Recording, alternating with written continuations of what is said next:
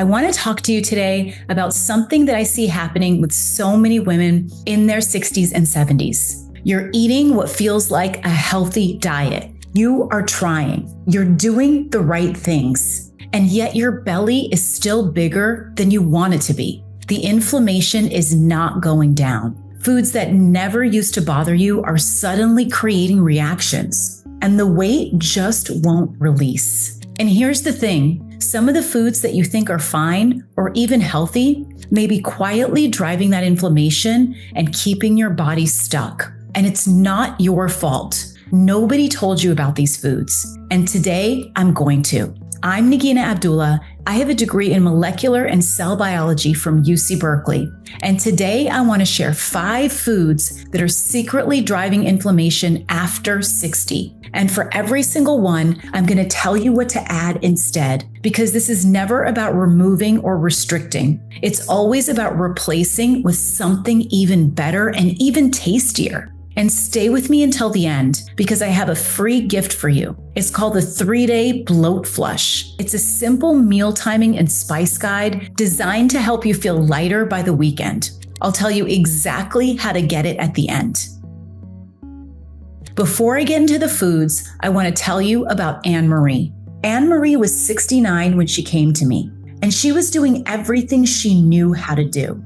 She was eating what she thought was healthy. She was trying. But there were certain foods in her routine that were specifically inflaming her gut and keeping her body from releasing weight, and nobody had ever identified them for her. When we made these swaps, she didn't go hungry, she didn't restrict, she actually ate more, and something shifted. And here's what she said. What shocked me was how quickly my digestion settled once I stopped fighting my body. When my stomach felt better, the weight followed. Anne Marie lost 24 pounds in a matter of months and then went on to lose 50 pounds in her 70s, and she is still going. So let me show you exactly what we changed and what we added instead.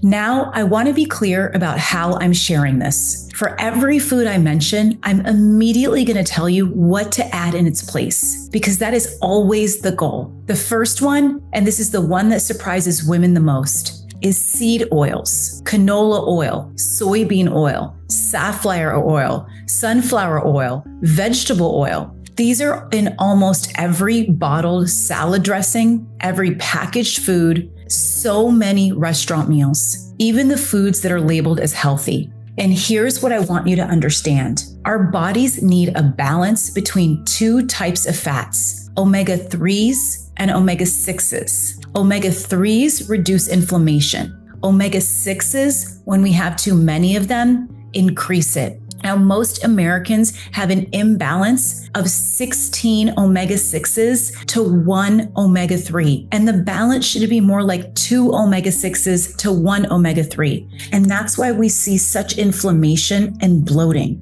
Now, what I want you to add instead of these oils is extra virgin olive oil, avocado oil, or flaxseed oil. And I want you to do one thing today. Flip over your salad dressing and read the ingredients. And do that to any processed food that you're eating. If it lists canola, soybean, or vegetable oil, swap it for olive oil and lemon, or a balsamic vinegar with no added sugar for your dressings. That one swap makes a bigger difference than you realize. The second food is processed diet and healthy foods. Things like low-fat crackers, protein bars, fat-free flavored yogurts, the things we reach for because they seem like the right choice. And here's the thing, a lot of these foods, even the ones marketed to women like us, are full of refined carbs, hidden sugars, and those same seed oils. The label says healthy, but the ingredients are quietly working against you. Now, what you can add instead is the whole food version. Have Greek yogurt instead of fat-free flavored yogurt. Have a handful of walnuts and berries instead of a protein bar. Real food and real ingredients. And if you want to get that protein, have a protein shake or have eggs or actual meat. Your body knows what to do with those. The third food is artificial sweeteners.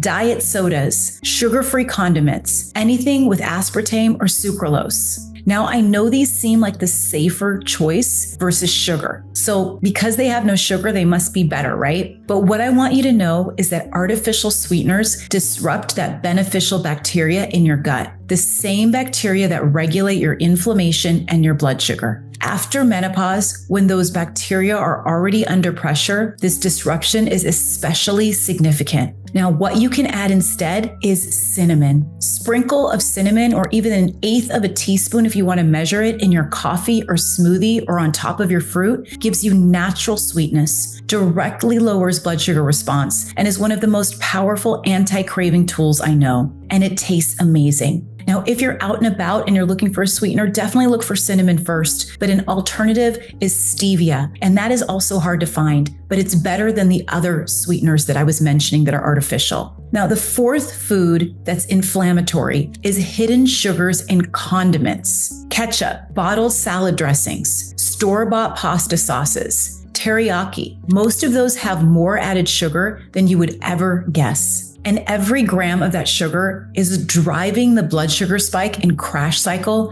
and feeding inflammation. Now, what you can add instead is fresh lemon juice and olive oil as your dressing, a balsamic vinegar with no added sugar, fresh herbs like basil, oregano, or cilantro. And you can even use the dried versions of those, and other spices like ginger and turmeric. These are your flavor builders, and they are actively fighting inflammation at the same time. And the fifth food, this one surprises people too. It's too much raw, insoluble fiber added too aggressively to a gut that is already inflamed. Now, I've been talking about fiber your whole life, and fiber is important. But here's the thing. The scratchy structural fiber in raw vegetables and bran cereals, when it hits an irritated gut, it can ferment and produce more gas, more bloating, more discomfort. More fiber is not always the answer if your gut isn't ready for it. Here's what you can add instead.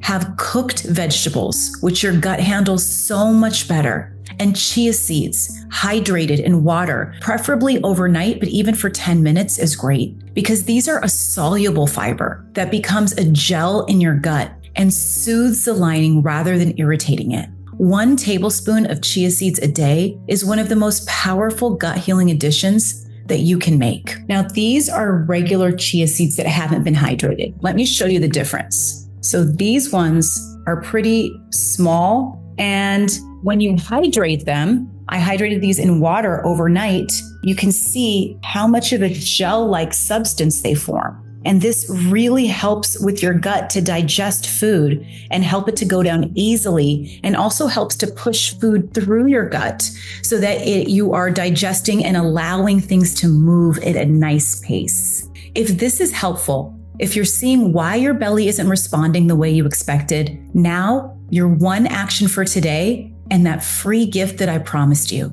So here is your action for today. Flip over your salad dressing and read the ingredient list. If it has any seed oil in it, canola, soybean, safflower, swap it for olive oil and lemon, or a balsamic with no added sugar. That is it. That is where you start. Anne-Marie replaced these drivers one by one. She didn't restrict. She didn't suffer. Her stomach settled and the weight followed. And now that free gift. It's called the 3-day bloat flush. And here is what's inside. It's a simple 3-day guide, a meal timing and spice rhythm for each day of the week. What to eat and when. Which spices to add to your meals to reduce the bloat. And 1 specific drink per day made with ingredients that help release water retention and calm inflammation from the inside. It's simple, no overwhelm, designed so that you can start on a Friday and feel lighter by Sunday. Click the link below to get it. It's in the description. And please subscribe. I post content like this regularly for women in their 60s and 70s who are ready for real answers. You can do this. I'll be back soon.